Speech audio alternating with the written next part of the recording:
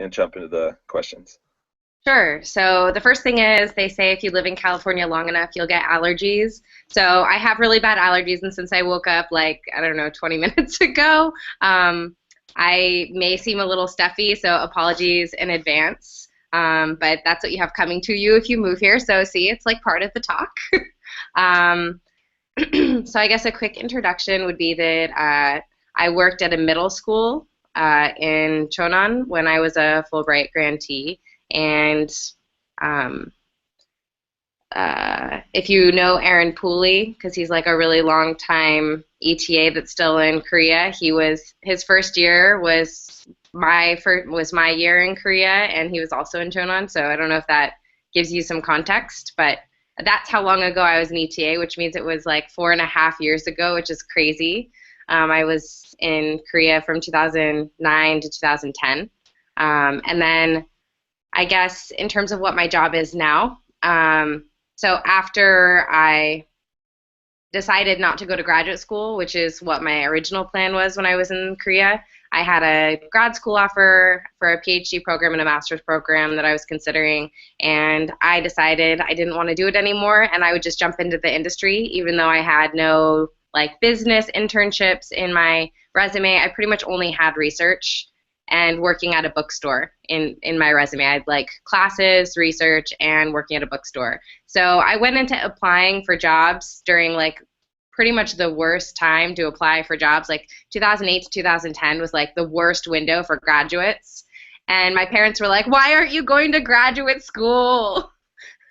And anyway, I ended up just applying to Google like through the online application form, and I applied to be a legal research assistant because I'm like, oh, legal research assistant, that works for my resume. That might actually get me in the door. So I went through my phone interview while I was in Korea, and then we scheduled the on-sites for when I came back. I actually had my first on-site interview at Google the day after I returned from Korea, and I'm sure you guys know how bad the time zone swap is. It's like 16 hours. I was messed up, and I show up to Google, and I think I'm doing like a full in-person interview. I guess I hadn't really paid good enough attention to what the process was, but at the time, to be a legal research assistant, you had to take a Google version of the LSAT. And so my dad drives me because like I'm so like loopy. I'm like, Dad, please drive me. I don't feel prepared to drive after a year of not driving and time zones. And he drives me like I'm going to my first day of class, and I show up and they put me in a room with a test, and I had to take a logic test and write an essay. And I was like, oh my God, what did I get myself into? And so 90 minutes later, luckily it wasn't like a full day, 90 minutes later I leave, and that was my introduction to Google, basically. So long story short, I ended up going through the interview process as a legal research assistant, and the team couldn't make a decision, and about 2 months into the process, talking to 13 people later, which by the way is no longer allowed, they cap it off at 7 now, I told my my recruiter that I didn't want to go to this team anymore, which was scary to say considering I had no other job prospects. I mean, I was applying for lots of jobs, but again, like the employment climate was extremely bad in 2010. And she said, okay, well, if you're willing to be an administrative assistant, I can hook you up with this guy, but you'll be his like, I don't know, she said like 38th interview, so the likelihood of you getting it is really low, so just heads up, but maybe you want to interview with him. And I'm like, well, what do I have to lose? And so I go into this interview. This is now my 14th interview, not counting the phone screen at Google, and it's with this guy who's, chewed up and spitting out like 38 or 37 previous candidates. And I'm standing in the room with him, and he's like asking me questions, and then he stands up. And I'm like, who stands up in an interview? And I'm in heels, and I'm already pretty tall. So when I stand up, I'm like eye to eye with him. So he stands up, so I stand up. So we spend the rest of the interview standing up and like kind of doing this like dance around the like interview room. Like he'll walk this way, I'll like counter, right? So that we're like always facing each other.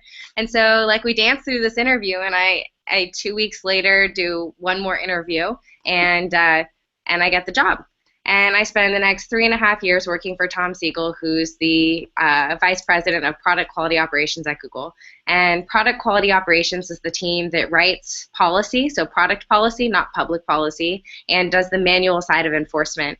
So product policy is basically, by the way, I'll stop talking in a second. I'm not normally going to soapbox like this. I'm just trying to get all the information out there so you know how to like ask me questions. But product policy is basically like the rules of what you can and can't do on a Google product. So for most people, like Google products, it's just like Google. But for us, it's like lots of different products. So like Maps and Gmail are different products, and Search is a different product, and Google Wallet, have you heard of that one? That's a different product. So there's like, I don't know, something around 50 different Google products, and each of them have their own product policies. So like for AdWords, which are like the ads at the top of the search, like when you type in a search query on google.com and there's like 2 ads at the top, those ads are called AdWords ads. Brett knows them well, so I've already actually talked to him about it, so if you want to learn more, you can probably ask him. But anyway, so like for example, you can't have an ad for like, I hate my ex-girlfriend is such a bee, like I want to kill her, right? Like that can't be an ad.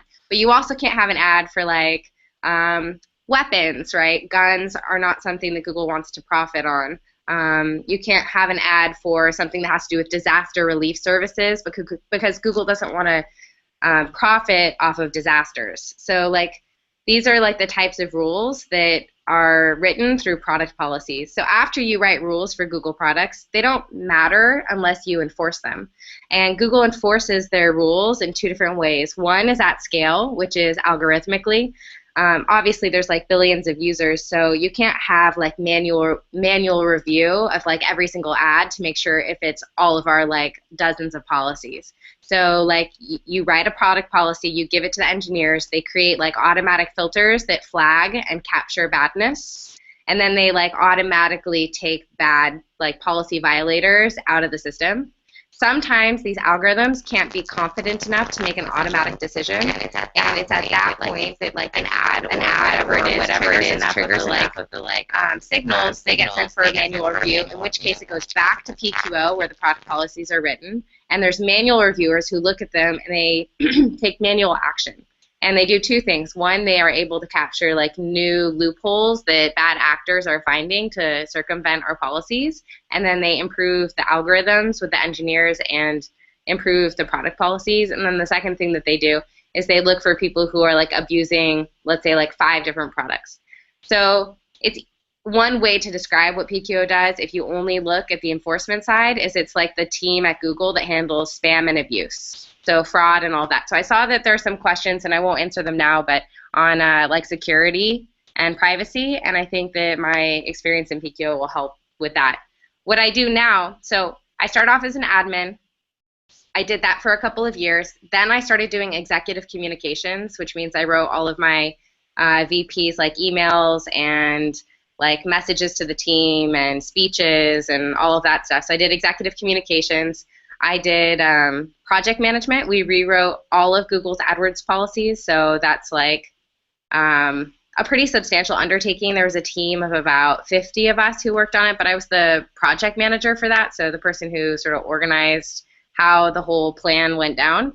And then I transferred out of PQO, and I joined a team called Consumer Operations, which is where I am now, and I've been there since October. And I'm now on the team that handles user feedback for non-ads products. So let's say you're in Gmail and you go to send feedback and you say like, F you Google, my Gmail's not updating, right? Like that goes to my team. Hi. And so for anything that's not an advertisement at Google, that feedback, or if you call Google, that's also feedback. So it's either like the sort of quiet mechanism of just typing something in, or it's like calling Google, or you can email Google, or you can Gchat Google. All of those different means of communicating with the company for non-ads products come to my team. We then cluster the like most common issues that users are facing, and we call those our top reported issues. And then I run a program where what we do is we take the cream of the crop, like the very, very, very worst user-reported issues, and we work with product and engineering to get rid of them. So I really like my job because it's entirely focused on like listening to what real users are experiencing and fixing products based on that. It's not my job has never been based on like how do we make money. In fact, I would say most of what my career at Google has been about protecting users or advocating for users in the face of like revenue. So usually there's revenue loss with the decisions that are made with these programs. So I really like working for Google for that reason. I think it's pretty cool that I can have a job that's really revenue retracting but user advocation. So anyway, I think I've talked enough, and I'll let you ask me questions. Okay, yeah, thank you, Carolyn, for that introduction. Wow, that was a crazy interview story. So, yeah, we'll jump into these questions. You've kind of touched on it already, but what is it like working at Google? Well, I'm sure you guys like the company's pretty famous for what it's like to work at. It's got lots of perks. So from the perk perspective, it's super awesome, right? Like there's laundry on site, there's tons of cafes and food, there's free food. I think they say like every 500 feet you'll find something free. Google is also a great company to work for because it's very flexible. Like if I wanted to work the hours of 7 to 3, I could. Like if I need to leave work in the middle of the day, it's not a big deal. Nobody cares. If I sometimes need to work from home, I can do it. Like I have like a repairman coming or something. So like I think in terms of being able to be like a real person, it's a company that's very accommodating of that. And what I really appreciate about Google that I think is kind of special is that like they always say the people you work with, but like the people you work with are like super high caliber. Like the hiring like sort of philosophy at Google is that you should hire somebody that's smarter than you, that's better than you. And so like because everybody can succeed, like it's not like you're being graded on a curve. Like everybody can be successful. It's not an internally competitive environment for most teams. I say most teams because obviously there are pockets, but it's really nice because it's very collaborative and you're working with people who are really smart and inspiring and they like challenge you to grow and be your best.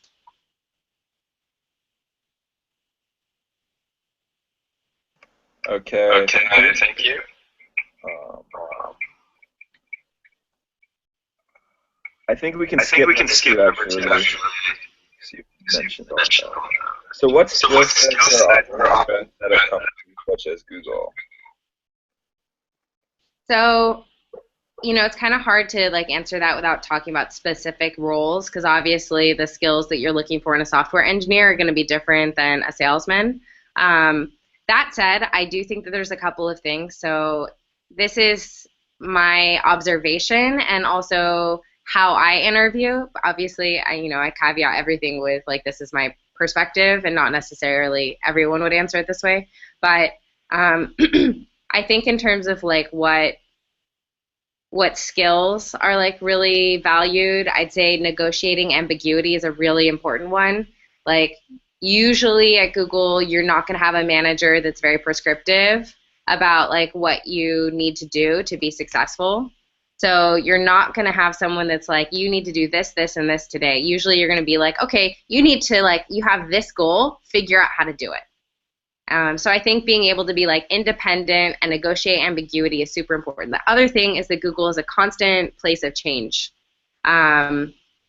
So it's like really, really important that you are like flexible when it comes to change. So like when you're interviewing for a company like Google, being able to like give examples of how you've like negotiated change, which obviously Fulbright is like an awesome example of that.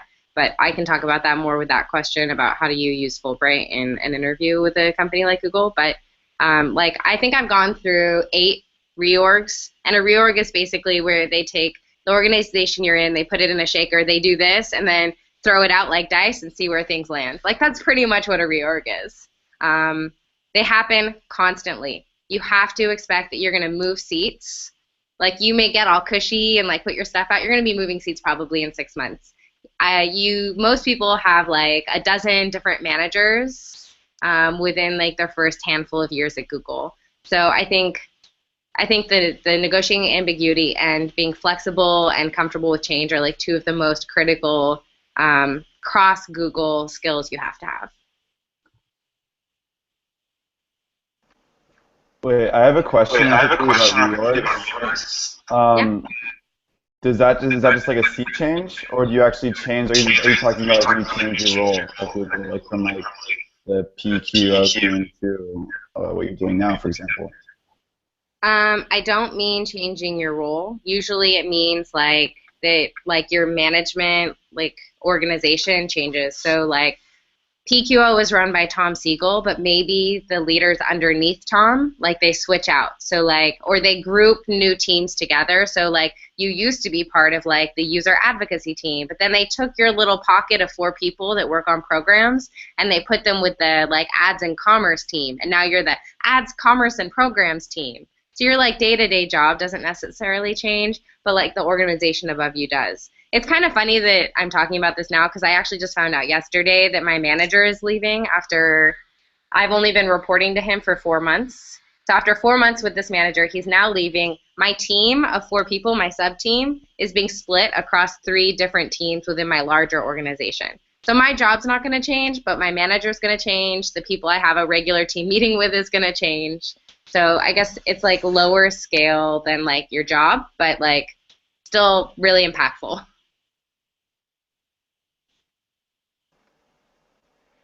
Okay. So I think you already covered the what was the job application process at Google like for you. So we'll jump to number 5. How do you talk about your Fulbright experience? Can you tell your story about wanting to go into tech? Yeah, so actually I think that the Fulbright like story is super useful for interviews with companies like Google, and there's a couple of reasons why. One is that like Fulbright has taught you, or it gives you a way of talking about being like globally savvy. You should know that, by the way, that every time you guys ping with each other, it pops up on my screen and it throws me. It doesn't mean don't do it, just like if I like pause and stuff, it's because like I'm like, oh, what's that, Johnny? Anyway, so like Google is like a very global company, and because it's super duper collaborative, it's like really useful to basically say like I am good at working with different cultures, and Asian cultures are super different than Western cultures, so it's an even better example than like if you were living in Paris, for example, right? Because like for Asian culture, yes, it's different. Is it that different? No. So I think like Fulbright is really good in terms of talking about global collaboration and cultural adaptation. I think the second thing is that it's a good example of what I was talking about before, which is negotiating ambiguity, because you know, like being a teacher in a foreign country, like you constantly are faced with like super weird, uncomfortable situations. Like I remember this one time that I went to my school. It was my first time at my school, and I had never used a bidet, and I was leaning over the toilet pressing buttons. And let's just say my first day at my school, I was covered in bidet water. And I was wearing like a shirt that like when it dried, it had like wrinkles, right? And like that like just doesn't happen really when you live in the US. Or like the time that I was like in my school cafeteria slurping up noodles thinking I was being like, oh, so Korean. I was like really doing it, and then I slurped like a giant splash of the spicy broth into my eye. You know, like that's not good. So like I like grab the people next to me because I've got like fire eye. I like run out of the cafeteria, and like the students are like really confused. And then I spent the rest of the day with a swollen eye, and you know, like that's a great example of like not just, well, maybe that's not negotiating ambiguity, but I think it's a very translatable skill set, which is like being able to adapt and be flexible and think on your feet. I think the last thing is that like being a teacher, you have to be extremely organized, and you have to be able to like execute and not procrastinate. Because if you do, you're going to suffer just like the students. Like if you're standing in front of a group of like 30 students and you don't have your shit together, like everybody feels uncomfortable and everybody fails. So I think like you really learn excellent like project management skills. Carolyn, when I ask questions, could you mute your side? I think that's where the echo's coming in. Okay, is that better for everyone? Yes. Okay, great. Great. Yeah, I'm gonna go to number 7. Okay, how do you use your undergrad majors, ethnic studies, English, and philosophy at Google? Um, I don't know how to directly answer this. I can tell you that I haven't met someone at Google with my same suite of studies, even though I'm not in like a super technical team. Yeah, I sometimes meet English majors because the team I sit on also has the folks that write in the help center. But I would say that like really what I learned in college was like how to uh, be comfortable in an environment where I don't know what's like going on around me. So like when I started in tech, I like really didn't know anything about tech. So if you are familiar with terms like UI, back end, front end, like UX, like that's fantastic. I had no idea what any of those things mean. And those are like in tech, those are extremely, extremely basic acronyms. Um, so I think being like studying the things like that I did, especially ethnic studies, like when I joined my university, I really had never taken time to think about ethnicity and culture.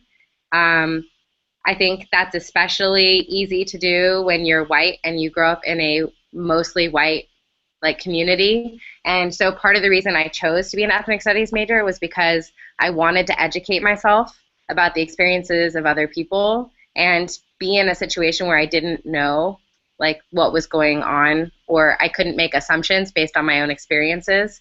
Like with English it wasn't like that. In philosophy not so much, but I think being comfortable with like being ignorant was really what I learned in college. I know that sounds really silly, but it's true, and I think that's the case at Google too. It's an environment, especially when I began, that like I was really uncomfortable in, and I really didn't know what was going on, and I just had to be comfortable with that and like learn as much as I could. Um, I think the second thing is that when I was a philosophy major, I joined the ethics debate team. So I like was a competitive debater in college, and that's really helped in terms of being able to have the presentation skills necessary to present to executive audiences. And I think the main thing I learned there was fake it till you make it.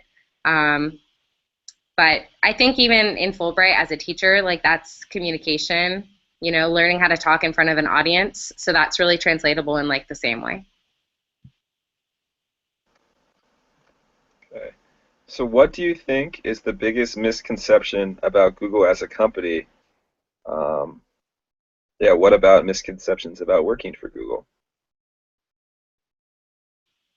I think the main thing is that like Google is really fun and it has tons of perks and most of the people are like young, so it can feel, and like a lot of them are single, so it can feel like a college campus, right? Like, especially if you're on a younger team, like you look around and like everybody's like partying together after work. Like, that's not uncommon, especially in like non-technical teams like sales. Um, but it's still a giant company with really, really serious and high expectations of its employees. And because it's a big company, it's still bureaucratic. I think that's the thing that can be really surprising for people when they come. Like decisions can be really slow or opaque. Like you don't know why a decision was made and it feels like the wrong decision, but your leads did it anyway. And I think you just have to like be okay with the fact that like the company does have like sludgy parts to it where it's really slow and frustrating.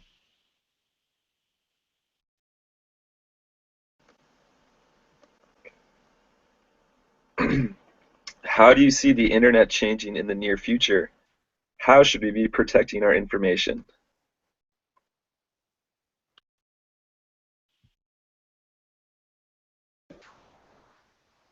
That's a really broad question. I don't know if we could do something a little more specific. Like when you were on the PQO team, what were some of the biggest like gray areas that you had to like really work around? Like where should Google take ad revenue versus like where should Google like stick with what like or like where do you have to make those tough calls? I don't know if that makes sense. Yeah, Is that cool if I kind of is that cool if I make that if I change that question a little bit, everyone? I'm just more curious to hear like a cool example like that than like you can talk about the future of the internet too though. well, I was just trying to say, except I hadn't unmuted myself successfully, that that's like a huge question to ask me, and I feel totally not equipped to answer it. But I will say that in terms of the future of the internet, what I've like really found working at Google and also just being in Silicon Valley with all the startups is that like everything is game, right? Like Google is coming out with like a contact lens that will check your glucose levels if you have diabetes, like every few seconds, right? Like everything is game. Um, there's a company whose name I'm forgetting right now that Google recently acquired that is working on how do we extend life, right? Like this is crazy stuff. Like I know we all know about like self-driving cars that we're used to that crazy, but like the way that like the tech industry is getting involved in health and like our ability to live healthfully is like wild, and I think that that's like a really exciting future that's like ahead, and who knows what will be successful because it's kind of scary, but it's also pretty amazing and I'm really excited about it. And what I'm excited about in particular is that when you look at health and like Silicon Valley startups converging, what you find is like affordable, cheap, easy, accessible health, right? Like that's what the startup world is about. It's about apps, it's about free stuff, it's about cheap stuff, it's about making stuff accessible for people who don't have resources other than a mobile phone. And I think that that's where like the convergence of Silicon Valley and health is really exciting in a way that like we haven't seen historically, because pharmaceutical companies are so money motivated that even when they come up with innovations, it's not about that like convergence of like accessibility and affordability. On your question about like interesting gray area stuff, I guess the first thing I would say is that I will tell you a gray area example that I think is actually pretty interesting, but I think part of the question was also like, how do you keep yourself safe? So I'll answer that also, which is like, the internet is full of really scary people. Scary people. Like my old team used to work on child pornography. Like nothing is more disgusting on the internet than child abuse and child pornography. I'll put it that way. Like the people who have to work on child pornography get Google paid therapy because it has such an impact just seeing it. Like, and we're not talking just like pictures. Like it's way worse than that. And I think it's like a really, really scary space because like it's like a semi-anonymous space. So when it comes to like trying to like be safe and think about your privacy online, you know, like check your credit card bills, like use two-step authentication. So if you have Gmail or whatever, like set up two-step verification. It means that it'll send like an email to a text to your phone with like a second code or whatever. You can like choose a range of like secondary devices.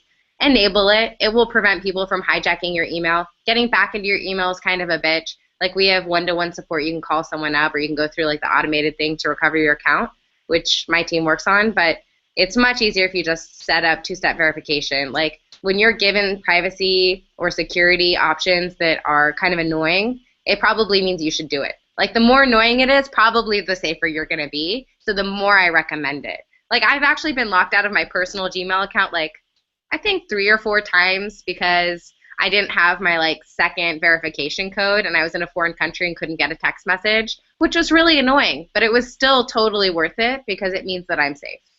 Okay, and then on the gray area example, I know I said I wasn't gonna like talk in soapbox, but look, I am.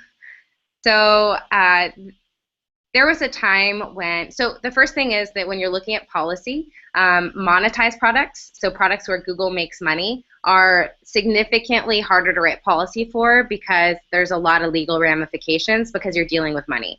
So policy can easily be sort of bucketed between monetized product policy and not monetized product policy. not monetized product policy means we don't make money off of it, and we can be almost as restrictive or as open as we want to be.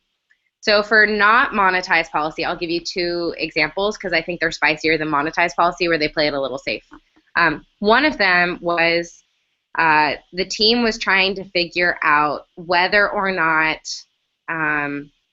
we would allow for, actually, I guess it was monetized.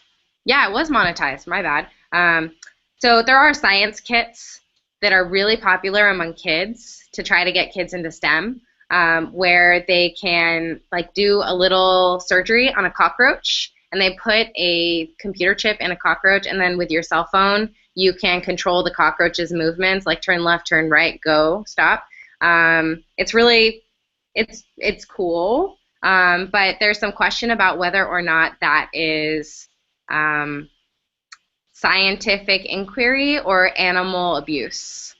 So I don't know, quick raise of hands. How many people think that like a science kit for kids where you have to like do a mini surgery putting a computer chip in a cockroach? By the way, the cockroach doesn't die, but is animal abuse? Can you raise your hands? Okay, how many people say it's not animal abuse? Okay, well, for the participation we got, you know, it's like kind of split. It's like not super clear. And we were trying to, like, this company that does these science kits for kids, it's gotten great press. The cockroach example in particular, that kit has been on Oprah. It's been on, like, a bunch of, like, late night shows. Like, it's super, super, super popular. And they wanted to have an AdWords ad because they wanted, like, AdWords ads are extremely successful at, like, getting content out to users, which is why they actually have enabled, like, small businesses to be more successful, which I think is, like, pretty great. You don't normally think of the positives of ads until you think of it that way. But, yeah, so we had a huge debate about whether or not we should allow it because it's, like, helpful for kids to get into STEM, or if we should prevent it because it's animal abuse, which is against our policy.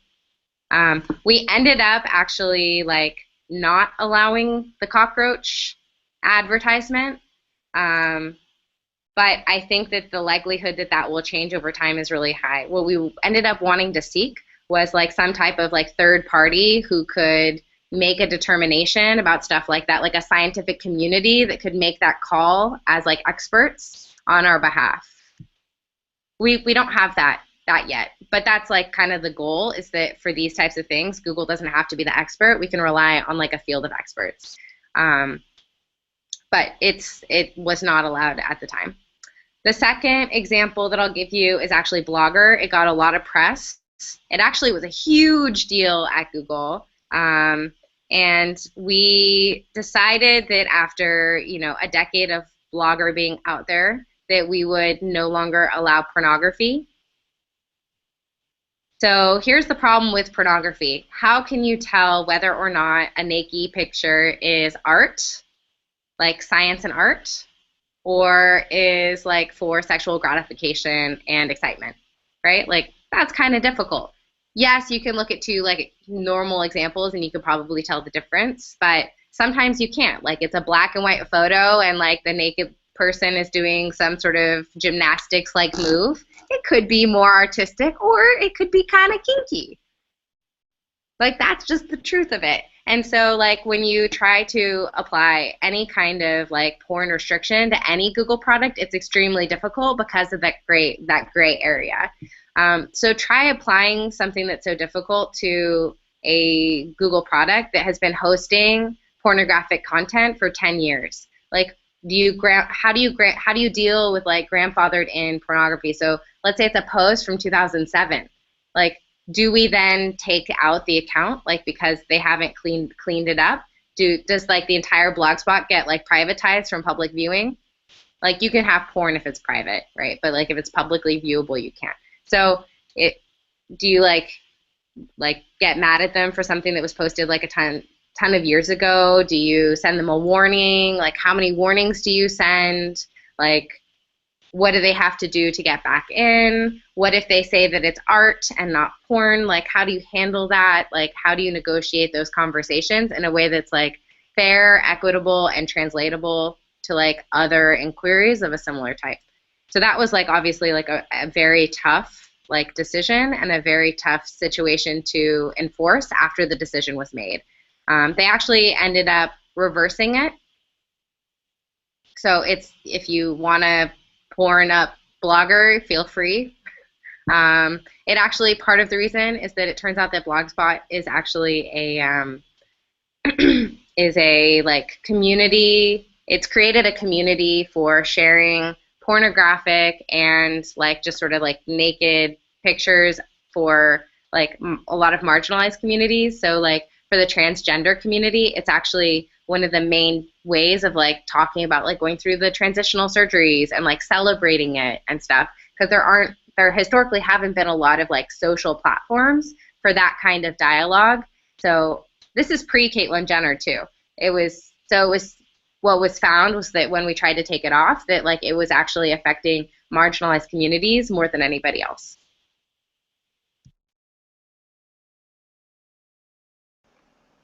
Okay, great. Those are definitely very interesting dilemmas. So we only have about 20 minutes left, so I think we should head over and start talking about living in San Francisco.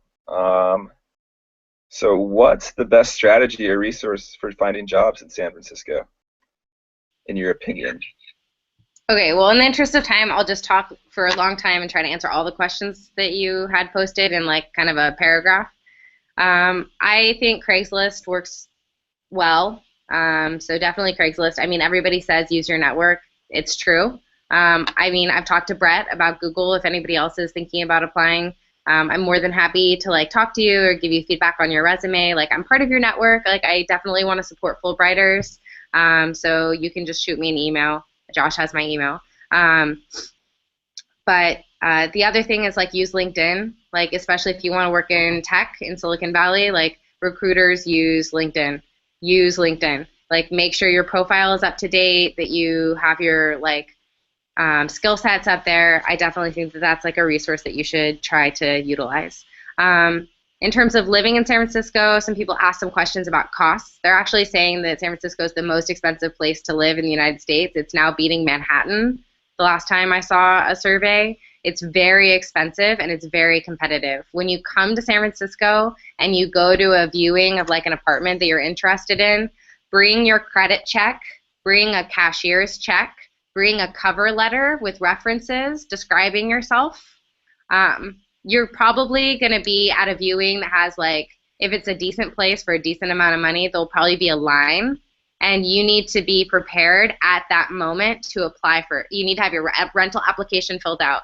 All of it needs to be already there. If you already have your credit check, I know I mentioned that, I'm going to reiterate it, bring your credit check with you, and bring cash money with you, like in a cashier's check or in cash. Like, you're competing for a place. You're not just going to apply for a place and then they're lucky if they have you as a tenant. It's the opposite. You'll probably need to live with roommates. If you want to live by yourself, you should consider not living in San Francisco, or you should be okay with the fact that it's going to be probably a minimum of $2,000 a month. And that's for like a small studio. Yeah, living in San Francisco is like very, very competitive for a decent place. In terms of the neighborhoods, I'm sure you can find like great guides online that will tell you about the neighborhoods. I would say like if you're looking for something like more hipster with like coffee shops and skinny jeans and horn-rimmed glasses and flannels, you're going to the Mission. And if you work in the South Bay, because a lot of startups are in the South Bay, the Mission is like the best city, or the best part of the city to live in, because it's like right next to the freeway and it's in the southern part. So it'll probably cut like 45 minutes to 30 to 45 minutes off of your commute if you live in the South and in the Mission. If you want something that's a little less hipster, I would say Pacific Heights or Hayes Valley are both pretty nice. If you want something a little grungy, Lower Haight, you know, like you'll see a good number of homeless people and nice restaurants. It's an interesting combo. If you want something more posh, you go for Cow Hollow or Nob Hill. I know I'm like spewing stuff. I can email this to you guys if you're actually curious about neighborhoods, or find the website. If you want to live in an area that's like fratty, like you miss it's your sorority or fraternity days, then you go to the marina, you'll see a lot of like men in tank tops and women in yoga pants in the middle of the day, which is cool, but I think you can tell how I feel. And if you're looking for like a really gay-friendly environment, the Castro is like sort of the like gay neighborhood. I mean, that's kind of all of San Francisco, but especially the Castro, which I think means it has the best restaurants, and you feel pretty safe at night as a lady walking by yourself. So that's always fun. There's like lots of bakeries that have like penis-shaped cookies there, and are open till like 4 a.m. Anyway, that's like an overview of the neighborhoods for someone who asked that.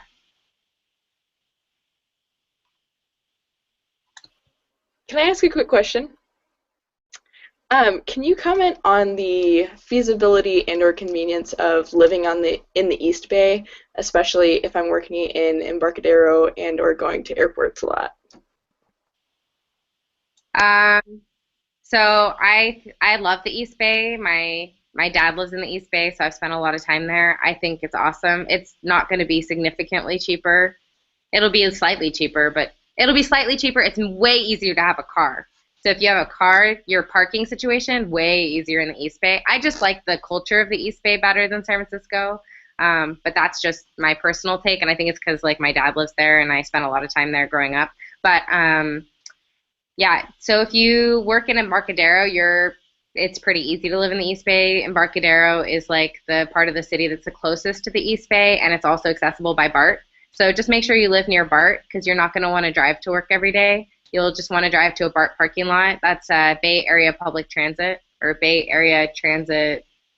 I don't know. I don't remember what the R is. Rail transit. Aha. Rapid transit? Rapid, yes. See, I don't live in San Francisco. I live in the South Bay. But yeah, just make sure you live near BART. And then in terms of airports, Oakland Airport and San Francisco Airport are pretty accessible. You can also get to San Francisco Airport via BART. So I think you're pretty well set. I'd probably look at Oakland more than Berkeley, but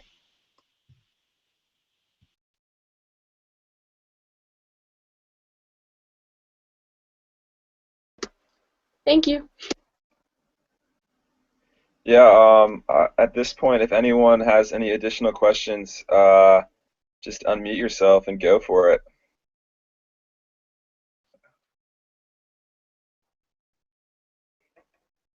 Donald, you look like you're thinking about something. I'll just ask a question, I guess. In general, do you have any, like you said you don't live actually in the Bay, but or in San Francisco, I'm sorry. I'm sure you have friends that do, and you're pretty familiar with the area. Do you just have any like general tips or anything? I know that I'll definitely be living in San Fran, and one of my biggest concerns is just budgeting. Like, I know I have a decent paying job, but that money doesn't go as far in San Francisco, so I'm just kind of trying to figure out how to, make ends meet while maybe, hopefully, being able to save a little bit of money.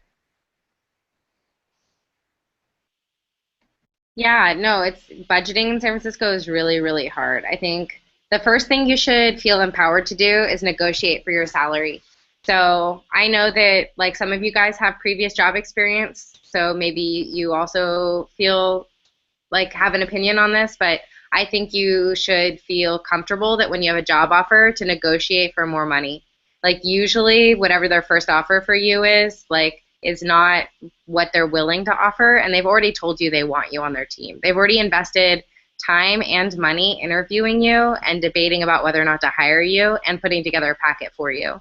I didn't negotiate when I started Google. I was like, I have a job, right? Like I was just really excited to have a job, which I still am. I'm still super grateful. But my recommendation would be like when you do take a job, it sounds like you may have already accepted, but like don't feel afraid to ask for more money. We do, like San Francisco is super expensive and companies recognize that.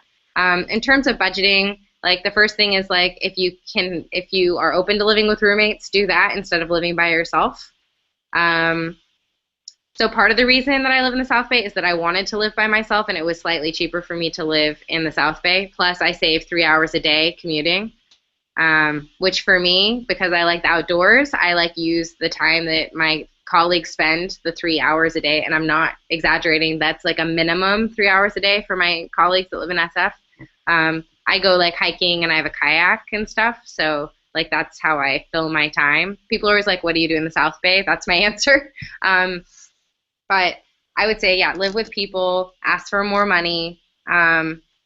The other thing is like eating out is I think one of the main reasons that people have trouble budgeting, because like there's a lot of really nice restaurants in San Francisco, and it's easy to spend money on like alcohol and food. I would just say try to like have like big dinners at your house, like have dinner parties, do stuff like that. It will help you to budget, and I think you'll probably end up saving like hundreds of dollars if you don't eat out regularly. Kind of going off that last answer, could you maybe go a little bit more in depth into kind of best practices for negotiating an offer or advice for that kind of process? For asking for more money. Yeah. Can people hear me? I saw like some. Okay. Okay, we're good. In terms of negotiating, like, I mean, I think just giving them like a counter offer, like, I would do your research. So the one time I have negotiated for money, which was like in a job transition at Google, I asked for more money, and like doing it while you're within the company is a little bit different. But what I did was I found out kind of how much my colleagues were making. So like you can use glass ceiling and just say like, I'm really excited about the company. Like you reaffirm like that you're really excited about it. I think this is a really good match for my skill set. I'm really excited to apply my skill set in X, Y, Z ways. But like I've done some research on like the cost of living in San Francisco and like comparable roles. So you show that like you're talking about like your market value, not like how much you want to get from an individual company. You're talking about the market and the environment, and just say something along the lines of, looking at the cost of living in San Francisco and the like value of this role, like looking at comparable roles and salaries, I would really like to accept this offer, but I would be more comfortable accepting this offer if you were able to increase like the salary by $10,000 a year.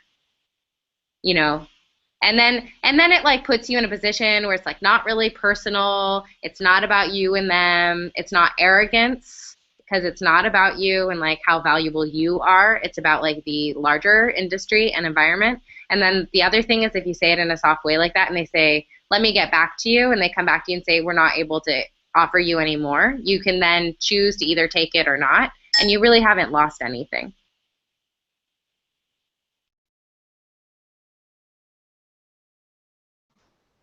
I have a question.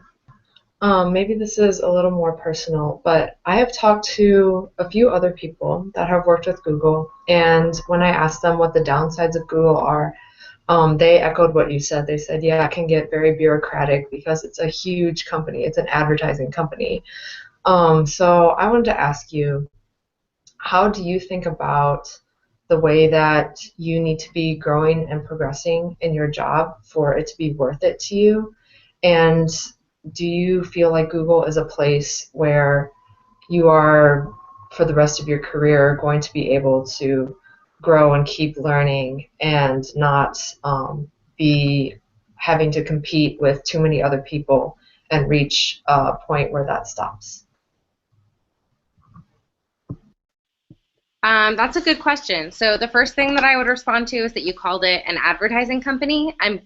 I don't know what part of the company the other people you've talked to are in, but I do not consider Google to be primarily an advertising company. I think part of that is that I've worked on, almost all of the products, because both PQO and my current team are cross products, and my current team doesn't even work on ads. We don't work on a single advertising product. And so for me, like, I don't think of us as an advertising company, and because of what I said in the beginning, which is that I've worked on revenue retracting parts of the company, like the company has said no to revenue in the spirit of protecting and advocating for our users. Like I've seen the company make decisions where there's like huge losses of revenue because they want to do what's right for users. I think for these reasons, I just want to clarify that I don't think of Google as like an advertising company, even though that is a big part of like how I am able to have my job. That said, so I would say that what makes working at Google worth it, even with the like bureaucracy, is that I really love coming to work. I wake up in the morning and I want to go to work.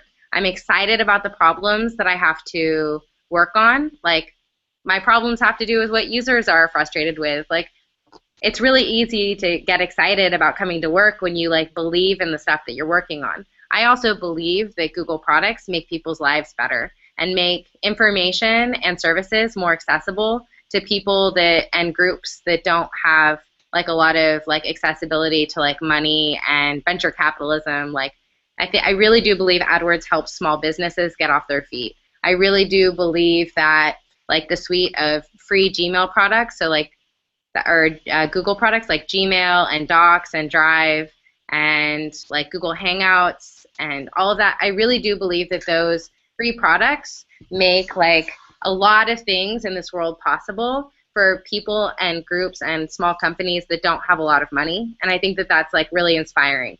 So I think that believing in these parts of the company, and not in like a cheesy way, I know I sound really cheesy, but it really makes working here and the work that I do like meaningful for me. I think the other thing is that like I do constantly feel challenged, at least at this point. So like I'm always like being challenged to like be better at my job, because Google's always looking for 10x stuff, right? It's really hard when you like, I'm someone who likes security. That's the other reason I stay at Google, is I like that it's a secure position. Like, the company's probably not going to go under anytime soon, right? Like, in working for a startup, there's always that risk that the company will like fail, and I'm not very comfortable with risk like that. And so I like that I feel secure in my job, and even though I feel secure, like, it's a company that pushes me to take risks in terms of like intellectual risks, looking for better ways to scale, so to do things quickly and across large amounts of people or products. I like that the company is like constantly giving you opportunities to transfer. So if you like want to try marketing, it'd be really hard for me to apply as an external person and try to like do marketing. But once you're within the company, like, your mobility is huge because it's a large company. Yes, that's what makes it slow, but it's also why you have like Google. If you want to work on health, you can go work for the team that does like the contact lens. If you want to try marketing, you can try like an entry-level marketing position without like the resume, because you're already in the company, so you can have like networking chats more easily. So I think your ability to like change and mold and discover yourself within the company is really exciting. So especially when you're early in your career, like joining a company like Google, it gives you the flexibility to try like tons of stuff that you wouldn't normally have the opportunity to try without previous expertise. And a lot of people ask the question of, do I see myself at Google in 5 years? I think that's kind of also, you didn't directly ask it, but the answer is actually probably no. Like, I've been at Google for almost 5 years now, and I've learned a lot, and I've had about 3 or 4 different roles, depending on how you count it, and I've loved it. But I would say that probably sometime in the next 5 years, I'll leave Google, because like, I'll be ready to take more risks, and I think there's like a really exciting world out there, especially in tech in Silicon Valley, that I will be ready to jump into. Okay, thank you. John, I have a quick question. I know that we're about done, but going off what you just said about mobility, getting inside the company, so the job that I'm applying for right now would be at the Ann Arbor office, and I'm curious how much interaction I'm sure you have a lot from different offices, but would you recommend exploring that opportunity and going for it? And then potentially, like, I guess my question is, in your opinion, how important is it to be at the headquarters? Is it okay not being at the headquarters and learning a lot there, and maybe transferring a few years down the line or something like this? Okay, so that's the other really cool thing about Google. You can not only try different teams, you can try different offices. I mean, I know somebody who has worked out of the Mexico City office, the Dublin office, the London office, and is now at the Mountain View office. Like, I think Google has something like 150 offices around the world. It's pretty amazing. I think that you should go for it. Like, when you're not in the headquarters, you do miss out on some of the, like, I don't know, like every Friday, the Larry and Sergey, the founders, do like a talk with the entire company, and you can't be there live, but you can watch it online. I think that's actually pretty cool that they do that. But I think being in a remote office also can create a like sense of community that you don't have at headquarters. Like there's like 60,000 people in Mountain View. Like there isn't a sense of community. You don't like walk around campus and like kind of know everyone. Whereas in Ann Arbor, you're gonna have like a nice sense of community and like looking out for each other and probably like potlucks and stuff. And like there's lots of like offsites and team events and stuff. So I think you should do it. I think it would be a lot of fun. It's very easy to transfer within and across offices. So if you want to work in offices around the world, it's extremely accessible at Google. And also, you're going to take tons of business trips to the headquarters, so you can actually get a feel for it and whether or not it's a place you want to transfer to. Thank you.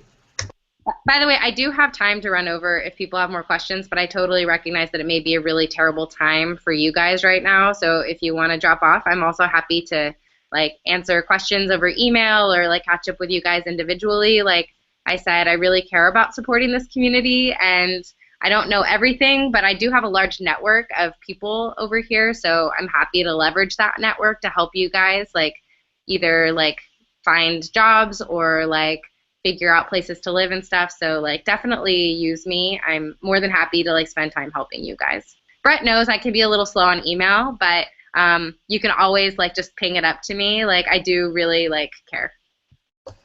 No, she's lying. She's being honest. It's very helpful. Thank you. Thanks so much, Carolyn. I think I'm going to drop out, but this has been super helpful. Thank you so much. Yeah, if everyone is, if there's no more questions, we can definitely wrap it up. I actually need to take a screenshot, if that's okay, Carolyn. So we can all smile. All right, 3. Oops, sorry, wait. 1 second. Oh no. Carolyn disappeared for me.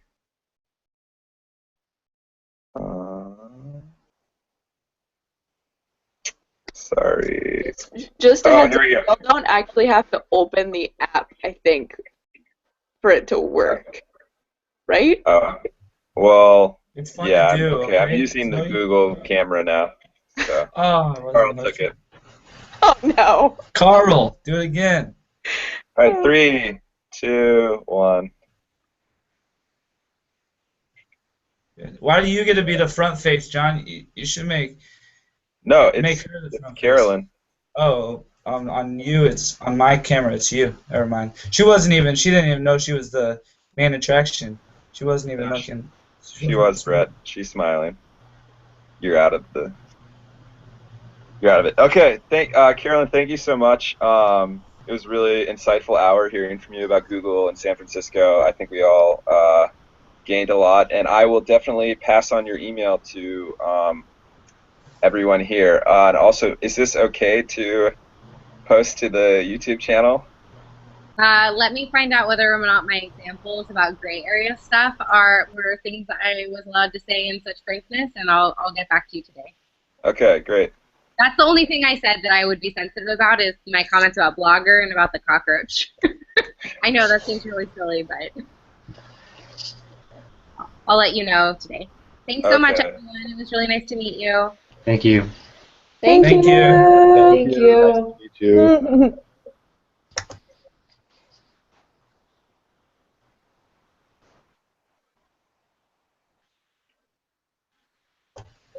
John, good job, man. Jay, you rocked it, man. I think you did a horrible job, actually, but I'm